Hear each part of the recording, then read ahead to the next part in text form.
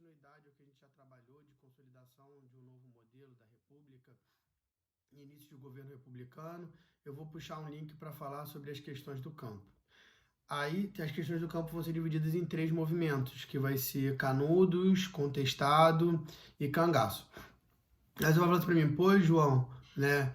Canudos, ele vai acontecer de quando em quando? Ele vai acontecer de 1893 e a Guerra de Canudos de 1896 a 97.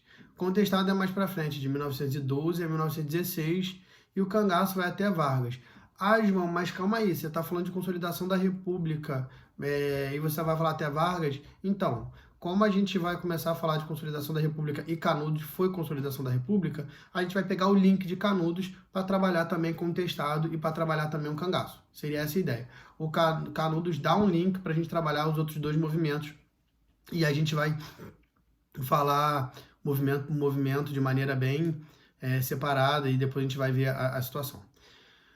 O que foi de fato Canudos? Canudos foi um movimento liderado por um messiânico chamado Antônio Conselheiro. Canudos, então, vai ter, na sua essência, um líder messiânico chamado Antônio Conselheiro.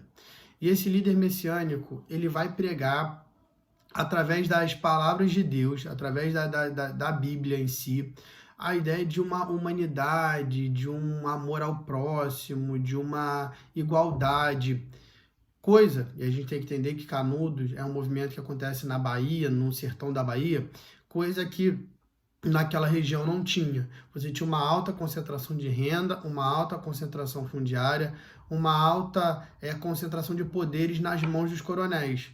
E aí, a liderança do Antônio Conselheiro vai gerando aquilo ali, e as palavras dele vai gerando uma comoção na sociedade local, naquelas pessoas que estão ali, naquelas pessoas que estão trabalhando para os coronéis. E aí, então, a pregação de Antônio Conselheiro vai comover e vai levar muita gente a acreditar nele e a segui-lo. E aí, então, Antônio Conselheiro vai começar a ficar cada vez mais seguidores, cada vez mais pessoas acreditando nele, cada vez a liderança messiânica dele de ser um enviado de Deus, ser um novo Messias, isso que as pessoas acreditavam, vai ganhar força para aquela localidade. E aí, então, ele vai se instalar no sertão da Bahia e vai fundar o Arraial de Belo Monte, uma localidade onde as pessoas que chegam até lá vão ter uma condição melhor, de se sentir gente, uma condição melhor humana. Vai falar assim, vai viver, à base de caviar e estourando champanhe no camarote. Não vai ser isso. Mas as pessoas vão se sentir mais participativas, porque era um local onde as pessoas plantavam, colhiam, se alimentavam, viviam de forma coletiva, tinham uma gestão ali melhor de ideia como pessoa, e não sendo gado de manobra e não sendo manipulado pelos coronéis igual era naquela época. O que acontece, o problema, é que Canudos vai começar a ficar um local com dezenas, centenas, milhares e milhares de pessoas ali residindo. E essas milhares e milhares de pessoas vão ser o quê? Mão de obras que são tiradas das fazendas dos grandes coronéis. E isso vai incomodar a elite. E incomodar a elite vai acabar chegando no governo. E aí, o que vai acontecer? Em 1893... você vai começar as reações do governo contra Canudos, porque os moradores vão queimar e não vão aceitar a imposição de impostos. E você vai começar uma guerra ali. Bom, para você fazer guerra contra alguém, você tem que justificar alguma coisa. Vão acusar o Antônio Conselheiro de ser monarquista, antirrepublicanista. E essa acusação de ser monarquista, antirrepublicanista vai levar, então, ao governo, é uma justificativa, tu não vai acreditar que Antônio Conselheiro tá trocando mensagem de WhatsApp com Dom Pedro II, É demais para nossa imaginação, também é WhatsApp todo de ironia, galera? Pelo amor de Deus. Mas você não vai acreditar que Antônio Conselheiro, dentro do sertão da Bahia, tá favorável à monarquia, Mas essa vai ser a justificativa que vai ser usada para promover as invasões. E aí, cara, um local onde as pessoas fugiam dos poderes dos coronéis e iam para lá seguir o Antônio Conselheiro. O problema é que o Arraial de Belo Monte, Canudos, ele vai alcançar a aquisição de 25 mil pessoas. E, cara, 25 mil pessoas que estariam ali trabalhando para os coronéis. É como se tirasse 25 mil mão de obras desses coronéis ali daquela localidade. E isso vai gerar um incômodo, vai gerar uma repressão da sociedade, né, dos governos em prol de Canudos. Canudos, e aí eu vou resumir para não me alongar muito, Canudos vão ter 4 expedições, vão mobilizar 12 mil soldados de 17 estados brasileiros. Nas 3 primeiras expedições, os sertanejos vão resistir e vão matar os comandantes das tropas federais. Na última, porém, em 1897, o exército republicano vai incendiar Canudos e vai matar a liderança, que é o Antônio Conselheiro. Na verdade, a morte oficial do Antônio Conselheiro é disenteria. Ele teve caganeira e acabou morrendo, né, devido a isso. Mas vão achar o cadáver de Antônio Conselheiro e vão decapitar, né, o Antônio Conselheiro e vão expor a cabeça dele como se fosse um mártir de exemplo. Então, vamos lá. Canudos era uma região pobre, miserável, no qual as pessoas viviam, né, de maneira precária, mas, né, coletivamente. Consegue ter 25 mil pessoas, que incomoda, e o governo federal, para justificar, né, o envio de tropas, vai alegar que o Antônio Conselheiro ele é monarquista. O livro mais conhecido que trata de Canudos é Os Sertões, do jornalista Euclides da Cunha, né, que vai ser correspondente do Jornal de São Paulo e vai passar 3 semanas lá, né, no local que foi o Arraial de Belo Monte, que foi Canudos, né? Posteriormente vai escrever esse livro Os Sertões e vai ficar bem conhecido na literatura brasileira.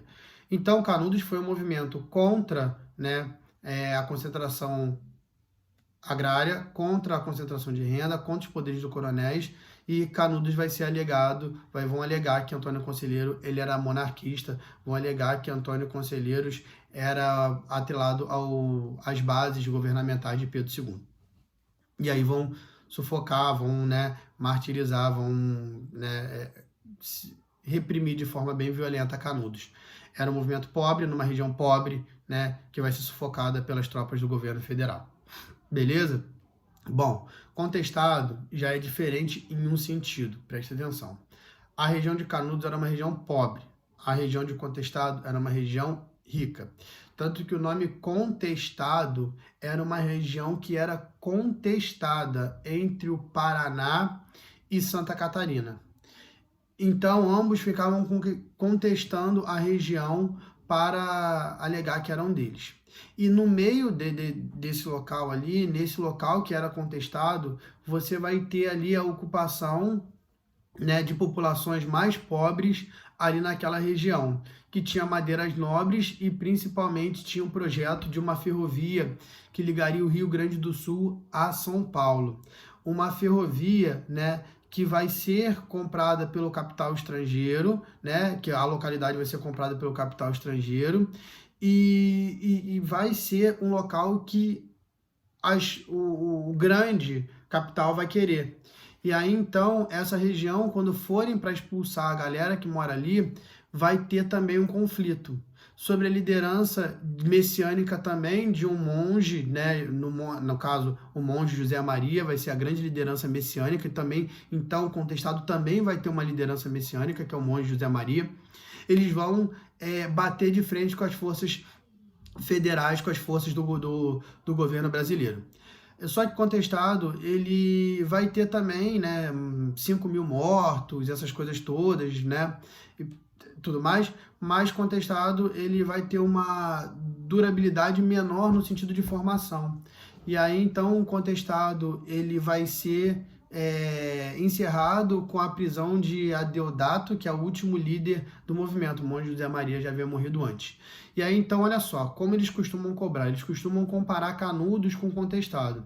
Canudos é um local de região pobre. Canudos é um local de sertão da Bahia. Contestado é um local onde tinha um valor econômico agregado. Então, eles vão buscar expulsar esses caras porque era um local de interesse econômico, né?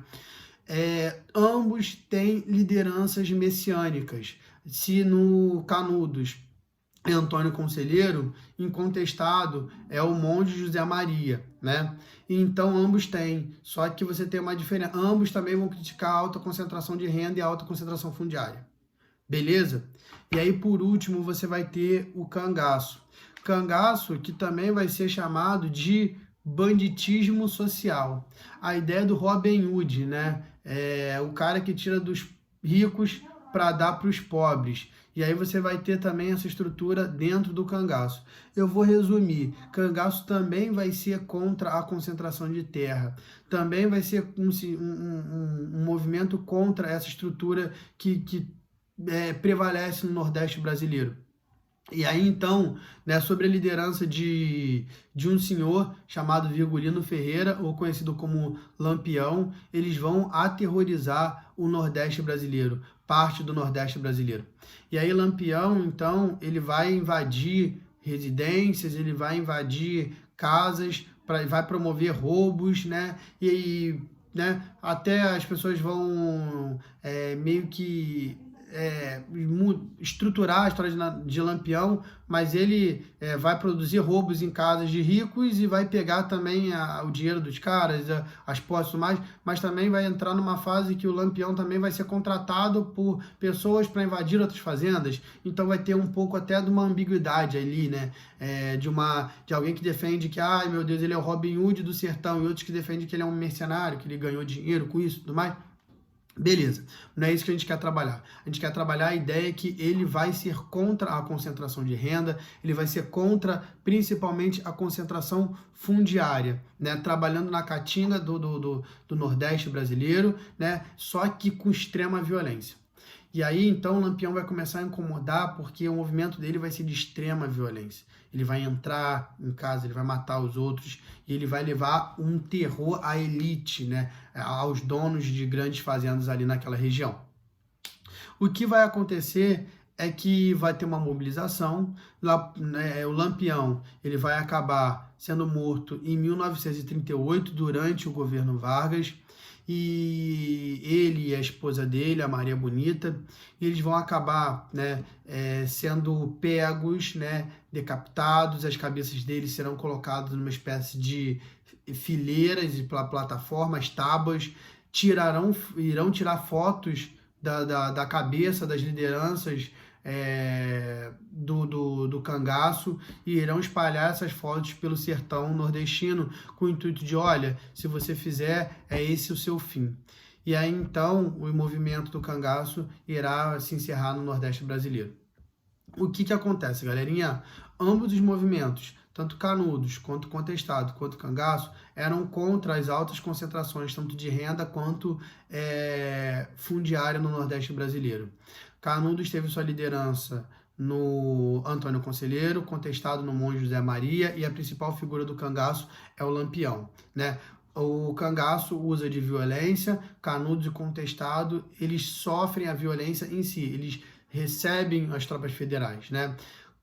Contestado numa região rica, Canudos numa região pobre e Cangaço também numa região extremamente pobre, que é o sertão nordestino. Beleza, galerinha? É isso então. Beijos, valeu, até mais.